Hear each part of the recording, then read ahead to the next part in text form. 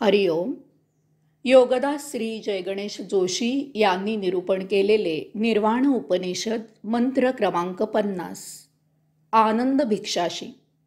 आनंद हेच त्यांचे भोजन असते. आनंद हीच निर्वाण योग्यांची भिक्षा आहे. निर्वाण योगी आनंदाची भिक्षा मागतात. त्यांना बाकी काहीही नको असते. आनंदाची भिक्षा मागणे हे महाविलक्षण आहे, अद्भुत आहे. आपण नेहमी काही ना काहीतरी वस्तू, धन, संपत्ती, यश, कीर्ती किंवा असेच काही मागत असतो. अशा मागण्यांपासून आपल्याला सुख किंवा दुःख मिळत असते. परंतु आनंद काही मिळत नाही, कारण आपण जे मागतो ते टिकाऊ नसते, शाश्वत नसते. ते यथा कालावधी नाश पावते. त्यामुळे त्यापासून आपल्याला सुख किंवा दुःख मिळाले तरी शाश्वत असा आनंद मिळत नाही. ही मोठी आश्चर्यकारक गोष्ट आहे की माणूस कधीही आनंद मागत नाही. अनेक वेळेला तो आनंदात असतो.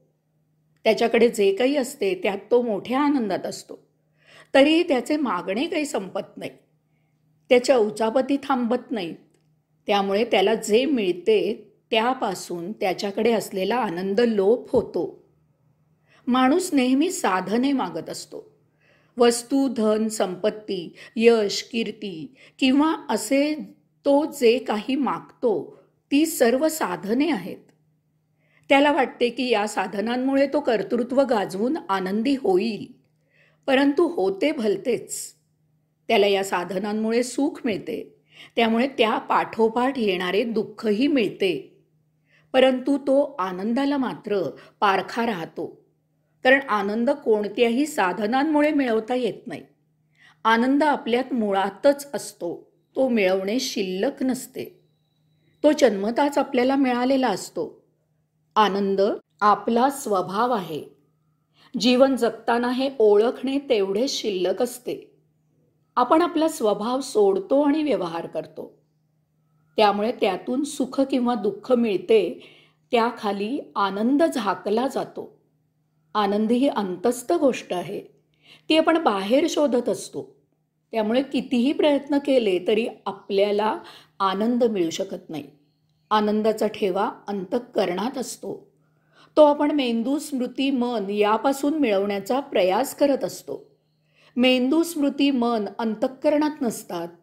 ती तेथून खूप दूर वर डोक्यात असतात. त्यामुळे स्मृतीच्या मदतीने, मनाच्या इच्छेने, बुद्धीने केलेले व्यवहार हे अंतःकरण शून्य असतात. तेथे आनंद असणे असंभव असते.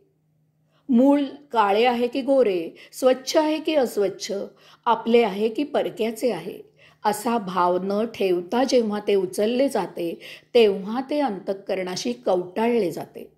तेथे आनंद निर्माण होतो. तेथे व्यवहार नसतो. आनंदाचे गणित मेंदूच्या अतीत असते. त्याचे हिशोब नसतात. असलेच तर सारे बेहिशोब असतात. बाबा आमटे कुष्ठरोग्यांची सेवा करत, त्यांना माणूस म्हणून जगायला शिकवत. हा आनंद होता. बाबा आमटेंचे हेच भोजन होते. कुष्ठरोग्यांसाठी कोणी काही करू लागले की तीच त्यांची भिक्षा असे. आनंद हेच निर्वाण योग्यांचे भोजन आहे. भोजन म्हणजे अन्न. अन्नाने आपण जीवित राहतो. याचा अर्थ निर्वाण योगी आयुष्यभर आनंद योगातच राहतात. ते कधीही आनंदापासून ढळत नाहीत.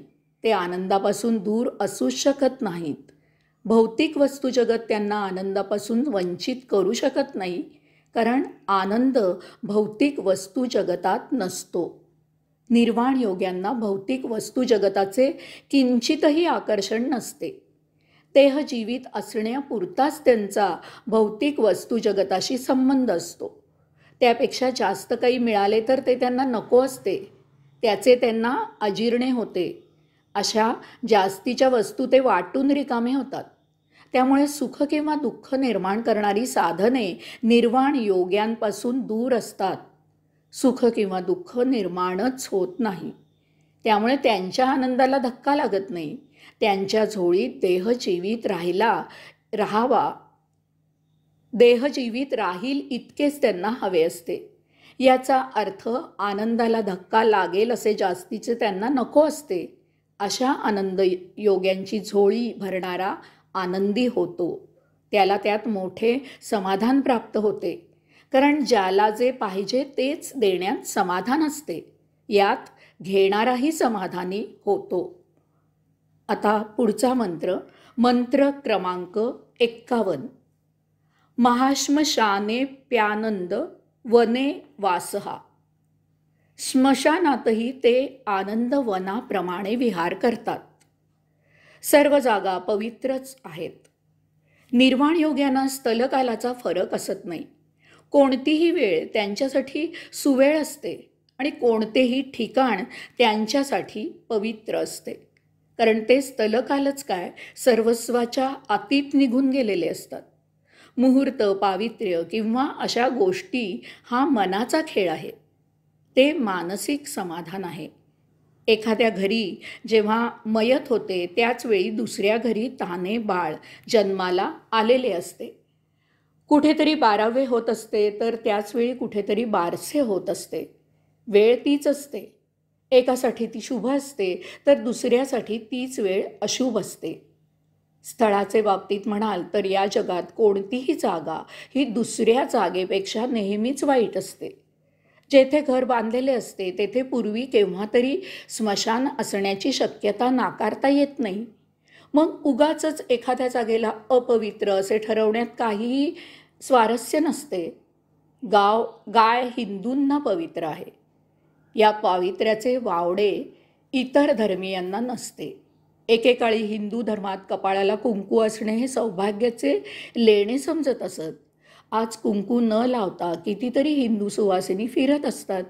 मंगळसूत्राच्या बाबत हेच आहे. इतर धर्मीयांना या कुंकवाचा आणि मंगळसूत्राचा पत्ताही नाही. तेव्हा सांगायचा मुद्दा असा आहे की या आणि अशा गोष्टी भावना, रूढी, परंपरा, मानसिकता यांचा खेळ आहे. त्यात मूलभूत तत्व काहीही नाही. त्यामुळे निर्वाण योग्यांना फरक होत नाही. ते स्मशानातही इतर जागेप्रमाणेच विहार करू शकतात. तेथे पवित्र अपवित्र असा भावच नसतो. सर्व ठिकाणी ते सारख्याच प्रकारे आनंद घेऊ शकतात. कोणत्याही स्थळी ते खाऊ पिऊ जेवू झोपू राहू शकतात. ते मनातीत झालेले असतात. असे मानसिक विचार त्यांना शिवतही नाहीत. त्यामुळे असे मानसिक विचार त्यांना आनंदापासून परावृत्त करू शकत नाहीत. जे नाही त्याची भीती कसली? माणसाला जगायची तीव्र लालसा असते.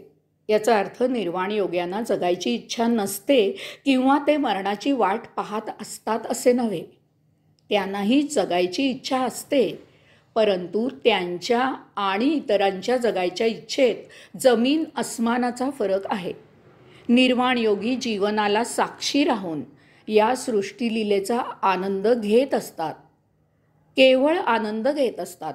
आस्वाद नव्हे, उपभोग नव्हे. इतरांना जगण्यामध्ये या विश्वातील विविध आणि वैचित्र्यपूर्ण अशा वस्तू जगताचा उपभोग घेण्यात स्वारस्य असते. त्यासाठीच त्यांना जगायची फार इच्छा, लालसा असते.